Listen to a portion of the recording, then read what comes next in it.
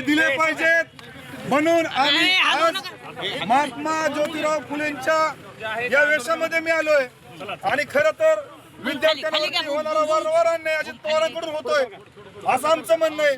8 दिवसापूर्वी आम्ही माननीय अजितदादा पवार साहेबांना आम्ही निवेदन दिलं होतं की महाज्योतीचे पैसे दिले पाहिजेत आणि म्हणून आज खऱ्या अर्थानं आम्ही अजित पवारांच्या घरावरती आलोय.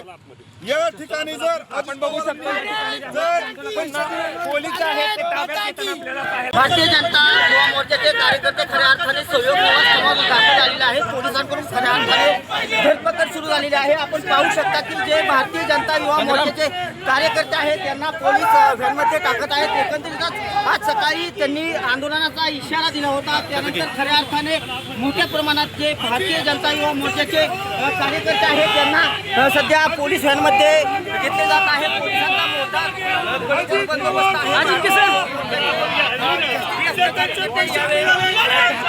पाहायला मिळत आहे. एकंदरीतच आज सकाळपासून मोठ्या प्रमाणात हा पोलिसांचा बंदोबस्त दिलेला पाहायला मिळत आहे आणि सद्यस्थितीत पोलिसांची जी भारतीय युवा मोर्चाचे कार्यकर्ते आहेत यांची धरपकड सुरू असल्याचं पाहायला मिळत आहे आणि त्यांना पोलीस व्हॅनमध्ये टाकले जात आहे. एकंदरीत मोठ्या प्रमाणात जे कार्यकर्त्यांकडून ज्या घोषणा आहेत त्या देखील दिल्या जाताना पाहायला मिळत आहेत.